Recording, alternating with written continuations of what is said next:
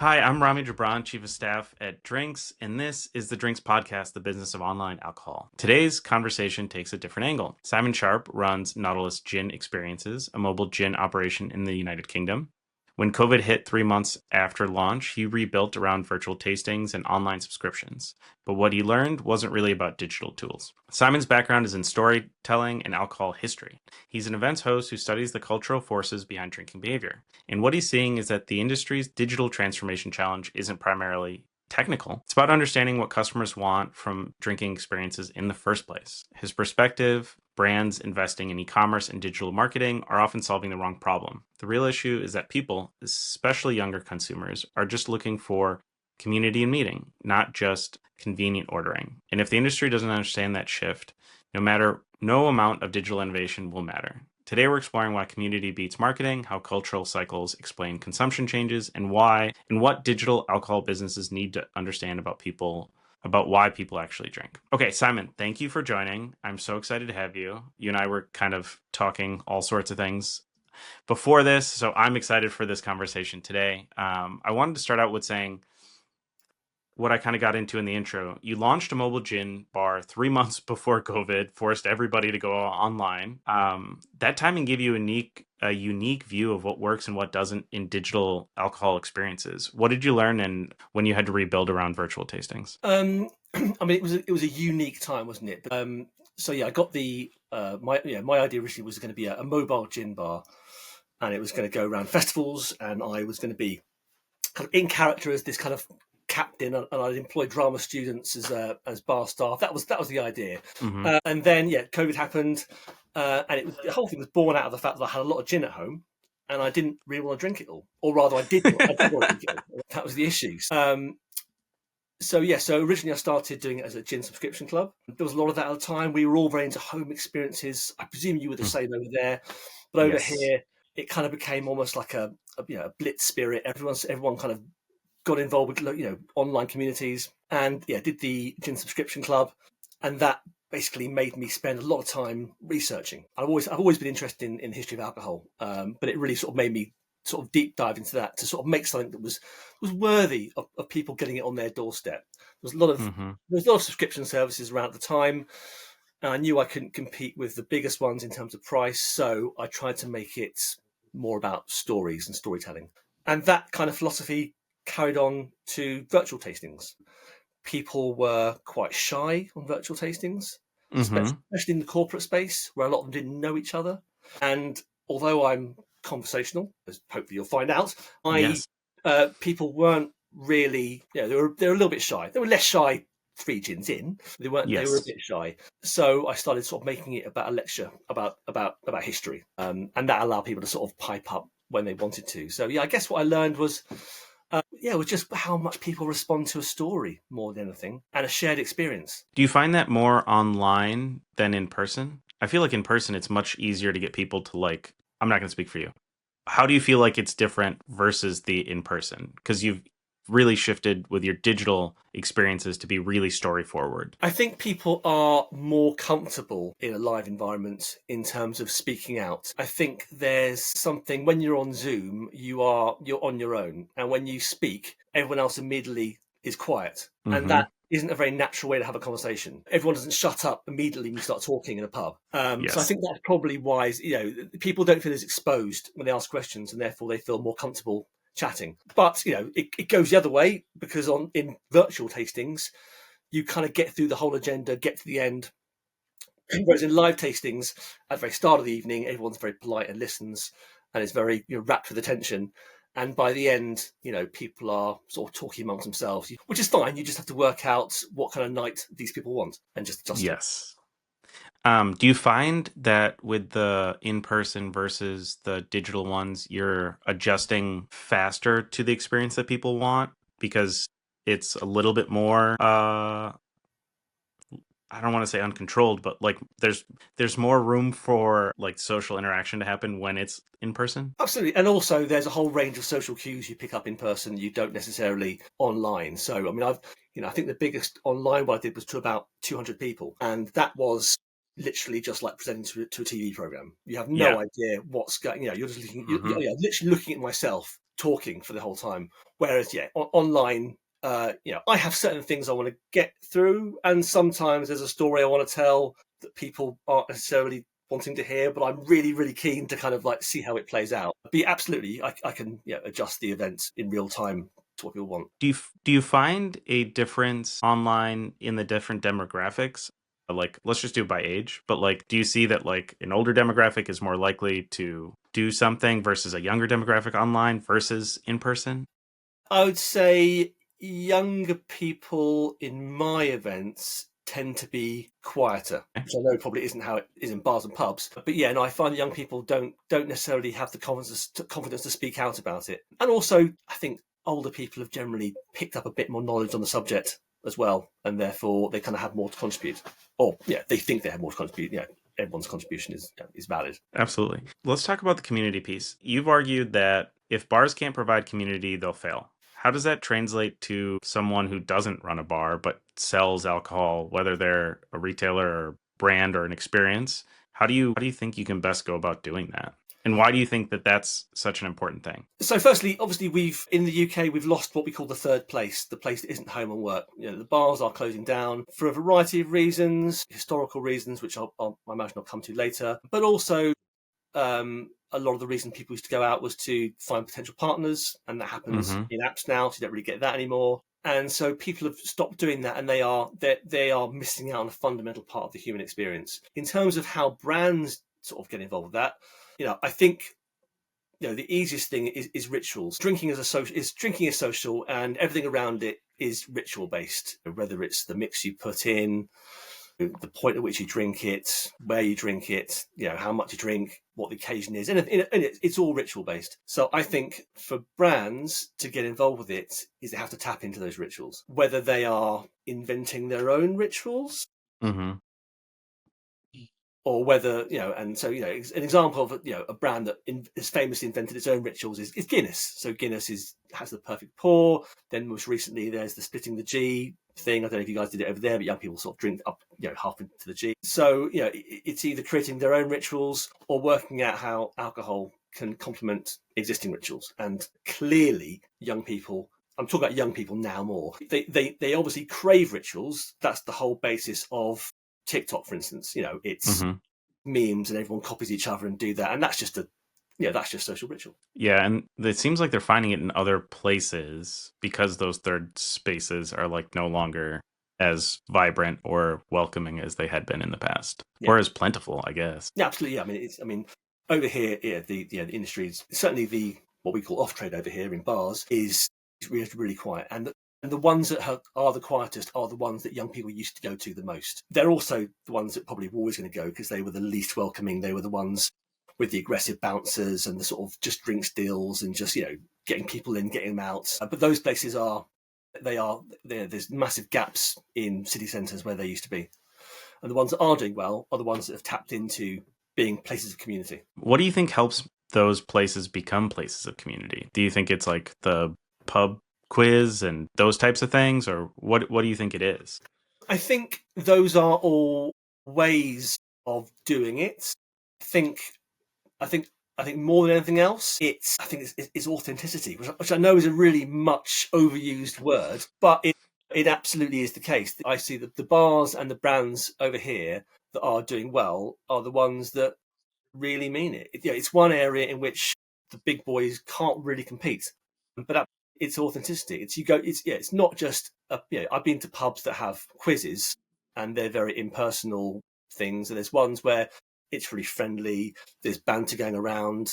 Everyone obviously knows the quiz master, and yes, they're going for a quiz, but they're going to laugh, and questions don't inherently make you laugh. So yeah, I think it's just that authentic friendliness. It's almost like a very old fashioned thing, isn't it? It's the landlord knowing your name and knowing what you drink. Mm-hmm. The coming in and they've got your drink ready for you. Absolutely. Which I don't know, I've ever had that. There's a cafe near me that does that, and every time, and it's not a very difficult order, but every time No, he's getting ready, and I'm like, yes, good. there's something so like warming inside of your soul when that happens. You're like, I exist somewhere and people know of me, and like there's a consistency to that where they're like, oh yeah, Simon, this is your drink. Like, Absolutely. you're here. It's There's just a, nice. there's an adage, isn't there, that you never remember what anyone says to you, but you remember how they make you feel. And that's it. It's how you feel Yeah. when you drink. Yeah. I like that. Let me ask you, because you brought up TikTok. You are on TikTok, you're posting on TikTok. How does that work? Because TikTok is notoriously difficult to work with from a alcohol or any regulated substance perspective. So have you seen success? Have you been getting rewrites of everything? Like how's that been working for you? I guess it depends on how you define success. So not commercially, in the sense that I don't make money as a creator or anything like that. I don't try and sell anything because I know that selling things is really difficult. That's the one area in which we are really shackled by those regulations. But I do it because it's nice to get immediate feedback from people and have that conversation. So again, it's the community thing. I enjoy doing that, and it makes me a better storyteller, because it's one thing me reading things in a book Mm-hmm. and thinking, oh, that's interesting, but it's only when you try and write a script, try and put stuff together, that you actually are challenged to think, actually, this doesn't sound as good coming out of my mouth as it did in my head. Yes. So that's what I use it for. I use it, to kind of to work out which stories are worth hearing and which ones aren't. I like that. Do you get a lot of like rejected pieces from TikTok? Like, are they rejecting your videos frequently, or do you feel like you're pretty good now? They every so often they do, and there's always this question you ask yourself about. It's not so much they reject it, but they stop it from going out to as many people, or I'm not Yes. exactly sure what goes on in the background. And you just kind of have to, well, firstly, put your ego aside and ask yourself, was it really that engaging? And you just kind of have to accept that this thing that you spent ages writing and putting together just isn't going to get there. But no, it's frustrating because you never know why something isn't performing. You don't really know what it is, and they're not set up, TikTok, to kind of foster that and help you with that at all. So yes, it's frustrating in that sense, but most of my stuff tends to get by all right. I'm pretty sure most of the things I've done that haven't done well is because they weren't that interesting. So, for instance, They just weren't connecting. they weren't connecting. So, when I first started doing it, I did a lot of kind of tastings, where I'd be trying it, describing it, and it wasn't doing that well. Partially because it probably wasn't that interesting, but also because I'm not as interested in that myself, and that probably came across. I'm not, I'm quite articulate, but I'm not especially articulate as a food writer. And it was only really when I sort of leaned into the storytelling and the stuff that I really cared about that it connected. And I think those two things are, again, we're down to authenticity. That's why big brands just, absolutely fail on TikTok, because the people that use TikTok are able to see through that stuff. Yeah, I feel like the things that whenever I see social media from like big companies, lots of times, as the youths will call it, it's cringe. But there are times where it works really well and they actually are playing within their wheelhouse and like being authentic to themselves. And you're like, oh yeah, this is when you should have chimed in. Like, good job. Like, we don't need you doing all the rest of it. But like, I agree with you. I hate the word authentic, but I will agree with you that it's very important to be consistent in the way that you show up and continue to validate why you're showing up that way. Yeah. And I think the consistency thing is, I think on TikTok as well, if you really take it seriously and you really want to actually succeed, as a creator in terms of like generating followers and all that sort of stuff, I think you have to produce a lot of content. And I started doing that at the beginning, but again, it wasn't me. I was writing stuff for the sake of it. So, I gave up on doing that because, otherwise you just make a lot of, if you haven't got a lot to say, then there's not a lot of point saying it. Exactly. Okay, so I want to get to the part that you are passionate about, which is the history and like understanding from that. So I want to start with a piece that you've talked about, which is hedonism following cycles tied to stability and chaos. So how does understanding these cultural forces help alcohol businesses adapt their strategy? I think firstly, it's to understand that the challenges they're facing, and obviously these challenges are more concentrated on a younger demographic who used to traditionally be their main cash cow. This isn't this isn't just a trend of different drinks being in and different drinks not being in, or crazy ideas for marketing. It's a historical issue. Young people, all the companies that we know now, they sort of came to fruition during times of much larger volume of hedonism than we're at now. So I've talked in the past about sort of history. How it works is, if you go back millennia, what you find is, in times of order, people seek chaos and they seek hedonism, and in times of chaos, they seek order.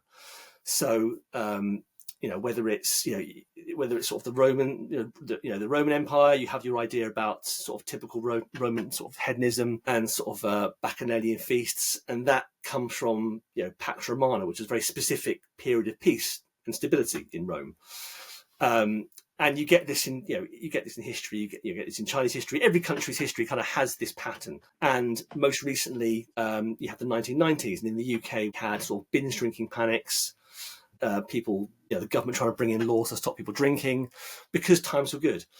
And when times are difficult, people tend to go away from hedonism and they embrace systems of meaning. They might look to religion, philosophy. I personally would argue that there is plenty of meaning in life to be found through hedonism. But that's not the way most people, think of it. I guess you get your wisdom from a slightly different angle in that world. So that's the first thing to understand is that we are not, we're in a period where people are going to be less hedonistic, and that's drink, that's narcotics, everything like that. It is quieter now than it was, say, 30 years ago. So, really, you have to work out what these young people want, because they don't want to just get drunk.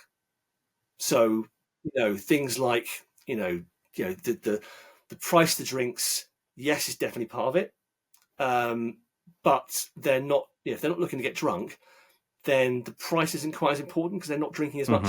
If you go in the pub and you're drinking 5 beers, then there's a massive price difference you're spending between what you would have done 30 years ago and what you're spending now. But if you're buying a bottle of spirits or something like that that's going to last you a long time, then the price isn't as important, I don't think. It's more about understanding what it is that you can sell that they actually want to buy. And as I said before, community is part of it. Identity is part of it, as it always has been. But yeah, I think that's the main thing of realizing that the old tricks aren't going to work. And it's not. We don't live in a top-down society anymore. We don't live in a world where you tell the masses what is trendy and popular, and they just sort of go, yes, that's fine. We kind of we were in that model. Then we shifted to like an influencer model where it was a little bit like that, but those people were either approved because of their personalities, because they were already famous and they were well liked, or they were sort of newly coronated as influencers. Now we are at like a third stage where it's even more democratized, where people are becoming famous purely because of their personality and purely because of that emotional connection with people, and therefore that's also where they're going to get their new rituals and their new things they love. They have to believe that you're one of them and you mean it. Yeah.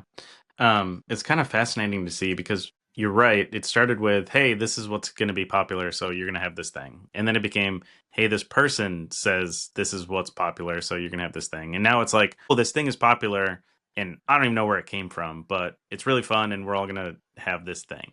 And so it's fascinating to see like how that has shifted over time. Exactly. And it's interesting which what parts are doing well and which aren't. My son owns a natural wine bar in Amsterdam, and I talked a lot to him about natural wine and why it is young people have gravitated towards this, because there's no big brand behind it. It's a kind of very grassroots movement, and again, it's all to do with identity. It's to do with the fact that young people, aspiration isn't really a factor anymore, and aspiration was the biggest thing in marketing. That's what the whole thing relies on. Well, when you have a generation of people that don't believe they are going to become rich, they don't believe they're going to become George Clooney, then that doesn't work anymore, and it becomes more about, okay, what is it they actually have now, what do they want now, and what do they value now. And so with natural wine, it's about a fact that there's this drink that is a kind of challenger to an established wine world, which represents, again, a kind of version of decadence and luxury, which they are not going to have because there's no point in inspiring to them. So therefore, they like this kind of this very democratized alcohol where it's not about price points. It's not even about a specific taste, because you get these vastly different tasting wines that are the same wine. They're not homogenized like normal wine is, and it's kind of it's almost like speaks to their identity of the fact that they're rebelling against what it used to be. You bring up natural wine, which I think is really fascinating. We're seeing the shift towards that. We're also seeing the shift towards like low elk, no elk. With your historical background, has that ever been a thing in the past? No, there's never been a thing that I'm aware of where people are seeking the ritual of drinking without the alcohol. Mm-hmm. But then again, we live in an age where we are kind of in denial about intoxication. Mm-hmm. We talk about, and I'm guilty of it. I run experiences, terroir, whatever it might be. And some of that is to do with advertising regulation. So in the UK, for instance, alcohol brands can't advertise that alcohol might do positive things for you in terms of socializing or attractiveness or who you're attracted to or anything like that. So therefore, they've had to focus on things like sort of lifestyle and association. So no, there's never been anything like that in the past. But in the past, like I say, people were never in denial about why alcohol was fun. Yeah, that's fair. Let me ask you another question about the history and culture of drinking traditions. What do you think brands and businesses can learn from the drinking culture about how it's evolved over the centuries? I mean, would I say drinking's evolved as such? I don't know. I mean, I think I'm just trying to think about past examples. Again, it kind of comes down to the rituals and reasons why people drink, and you can learn from that because you can do something as simple as having glassware that's specific that becomes part of that, or adding cucumber to gin or whatever it might be. These sort of novelty things are all parts of rituals. I don't think there's anything you can learn necessarily from history apart from appreciating that there are times when people just don't drink to excess. There are certain trends I'd like to see come back from recent history. If I ran a brand, which I don't, but if I did, I would be looking to promote the order in which we drink, which I think we've lost. So, okay, tell me more. Well, just the idea of aperitifs and table drinks and digestifs and that sort of thing, which we don't really do anymore. When I was growing up, you'd go to a restaurant and your parents, because it wouldn't be me, would have like a liqueur after their meal or a certain kind of drink beforehand. And I love doing that. And it doesn't matter how scientifically valid, digestive drinks are, because, it's theatre. Drinking is theatre. Everything from garnishes to mixes, all those things. That obviously the taste comes into it. I'm sure people that make those things wouldn't thank me for saying it, but it is largely theatre. So that would be, I think it's that would be my thing. Would be, rather than focus on shifting lots of drinks, is working out a place where your drink can exist that no other drinks do exist. Yeah, I like the idea of the glassware, because when you get something in a unique cup, I really like tiki drinks, which tells you how strong I like my drinks to be, which is very strong. But they always come in fun cups, and each tiki bar that I've been to has their own unique cups, and they're like, oh yeah, this is our zombie cup. This designer made it. This is how we make our zombies. These are like house tiki drinks, and then we've got the standards, and this is how those will get served to you. And then if you go to like a really nice, here we have breweries, a lot of breweries, but like you go to a brewery and they're like, okay, this is this type of beer, we're going to serve it in this cup. This is this type of beer, it's going to come in this cup. This is this type of beer, it's going to come in this cup. And you're like, oh, okay. So like there's a reason for the style to be served in different shapes of cups. And I feel like that adds to this experience that you're talking about, that makes it more than just the drinking. Absolutely. I mean, beer glasses in particular, the Belgians are probably the biggest ones for that. I mean, every Belgian beer has a different glass, and I'm sure they would tell you that this is the glass that does this and does that. It's about the bouquet and how the bubbles, whatever. I mean, and like, I guess the most famous example is the martini glass. Yes, you get aroma from the wide neck, But the whole idea of a martini is it stays cold. It's not a great glass it's staying cold. But when you hold that drink, you just feel sophisticated, don't you? You just feel like you're having a cocktail. You feel like a grown up. It's absolutely part of it. I did some martini judging last year, where they sent you the martinis at home. You have to drink them at home, and the idea normally of drink judging is you pour yourself a little bit of it and then maybe spit it out. But with that, I was like, no, every day I'm going to have a different martini. I'm going to have it in a martini glass because that's the way I want to drink a martini. Mm-hmm. But yeah, no, glassware is definitely part of it, as is garnish, presentation. Obviously, mixologists, that's their thing, isn't it? They know exactly what to do with that. Before we get into the rapid fire, I want to ask you one more question about storytelling. As you've continued to evolve your business and all of this, what are the types of stories that you're seeing resonate more with people? Is it as you're making a drink and you're explaining that specific drink, or are you giving them the history of it? Like, what do you think resonates best when it comes to storytelling? The two things that resonate best for me are, firstly, when it's just amusing, because there's all sorts of history that are just funny. I've now had this three. There's this when it's funny, when they don't believe it, and then the one where they kind of go. So when you it makes sense. Exactly, when you tell people, the English soldiers were given Unifa in the battle lines in Europe, and that gave them Dutch courage before battle. And people Dutch go, courage. yeah, or the ones you tell where it's a bit of a tall story, or it might be true. They're fun because people don't know whether to believe you or not. And the other ones are just funny. There's all sorts of funny ones. The ones that don't resonate as well are the ones where the emotional connection is a little bit too raw for them. You've kind of got the luxury of history where, they say comedy is tragedy plus time. And, if you look at history, there's all sorts of things which were, there's all sorts of stories which would be tragic if they happened now. But because they happened 300 years ago, you've got an emotional distance. But occasionally I'll tell a story that, still resonates with things they might feel about. And although it's a really interesting story, it's just not really a story to tell people when they're drinking. Yeah, you want to keep things light. You want to keep things happy. You want to keep things surprising and exciting. Absolutely. And you can get away with some darkness, but it just has to be darkness along the lines of certain themes. That makes sense. Is there a fact that you tell people that seems so made up, but is not made up, that people don't believe you because it sounds so ridiculous? Undoubtedly. Do you know the story of the Puss and Mew shops in London? No. So during the gin craze, in the which is the sort of period of 1720 to 1750, where we had our first kind of moral panic about drinking, and London was basically rife with drunkenness and crime. And the government brought in various laws to try and stop people drinking. And one of the laws they brought in said that if you were caught selling gin illegally, whoever informed on you would get some money when you went to court. And so, and there was a lot of money in selling gin at the time. And this guy comes along called Captain Dudley Bradstreet. And he is this sort of, one of history's rogues. He's an Irishman. He's been a playwright, a spy, a soldier, and he's something of an entrepreneur. And he wants to make some money because there is money to be made in selling gin to people in the street. But he doesn't want to get caught.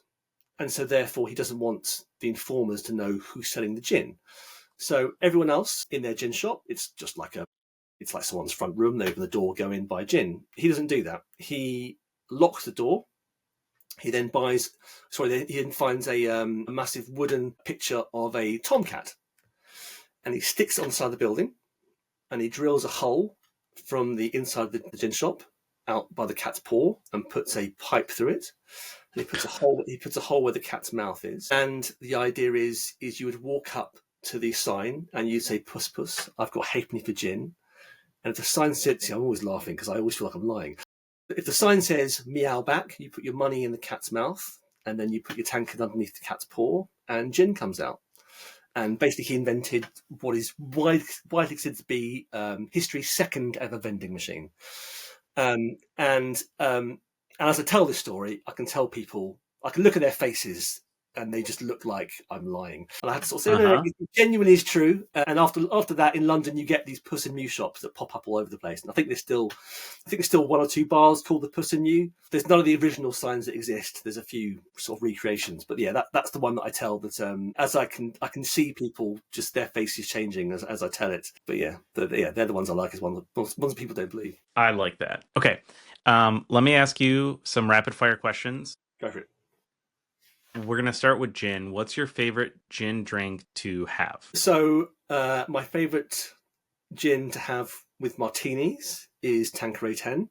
My favourite my favourite gin at the moment. I love Old Tom gins. They're my favourite category of gin. So there's Herno, which is a really nice Swedish Old Tom gin. They use mellow sweet flour to keep it sweet. And there's one from a distillery up here called Defiance, where they use pine sap. It's kind of a smoky sweet gin, but they're probably my favourites.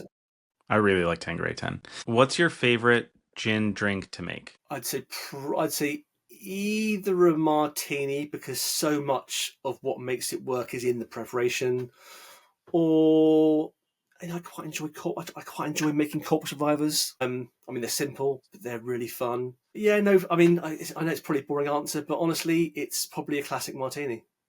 Made in a certain way. Keep everything in the deep freeze, or keep the gin in the deep freeze, and keep the martini in the fridge, and then pour directly into a cold glass. Don't even get involved with a cocktail shaker or stirring, anything like that. What is your drink of choice at home? I think you may have told us. My favourite drink for after a day's work is a pint of Guinness. Okay. Pint of Guinness is my favourite one after a day's work. Favourite drink at the start of the night, again, is a martini. Although recently I've been really enjoying absinthe water. Interesting. What's your drink of choice at a bar? Are we going to go with Guinness here or a martini?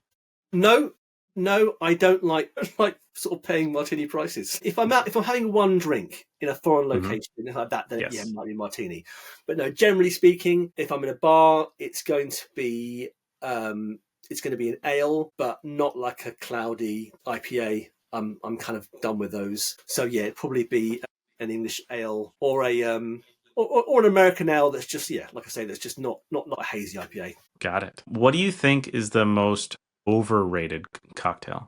Overrated cocktail. I mean, I think porn star martinis are pretty overrated. I think people get them because they just kind of think they're a bit naughty because they've got the word porn star in them.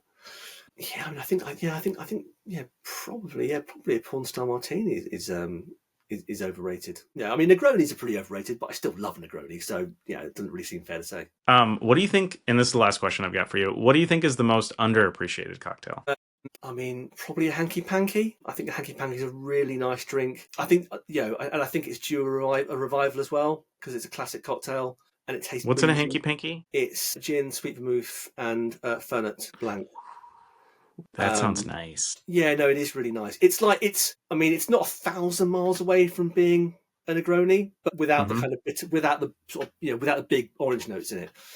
But yeah, no, that's one classic cocktail that doesn't seem to have come back again. And again, not yet. Yeah, not yet. I love the classic cocktails because I like my cocktails to taste boozy, not just be boozy, like tiki cocktails are, but to taste really boozy. One that makes you go, that reminds you of the smell of your granddad's whiskey, where it's like, That's why I really like a zombie, because it's just like, oh, we're gonna put so much rum in here that not only is it gonna be boozy, it's gonna taste like rums, and I'm like, okay. Yeah, you got me. I think most of my experience of tiki is the fruity. Is dramatically underestimating how drunk I'm getting while I'm having them. That's my favorite part. I love it. Simon, this was delightful. Thank you for bringing the cultural perspective to storytelling and how we can leverage that as we're thinking about making businesses succeed. How can people connect with you? What are your social handles? How should they find you, Simon? So I am on. So I guess TikTok's the main one. So that's gin_captain, or just search for the captain and gin. You'll probably find me. I am on Instagram and Facebook, but really I think TikTok's my main one. Or from a business perspective, I'm also on LinkedIn. But yeah, TikTok is where you'll find my videos and my personality. And fantastic. Give Simon's videos some love, give him some follows. This has been the Business of Online Alcohol. If you found this conversation useful, subscribe wherever you listen. If you know someone who'd find value from it, send it their way. I've been Rami. Thank you for listening to the Business of Online Alcohol. Lovely. Thank you.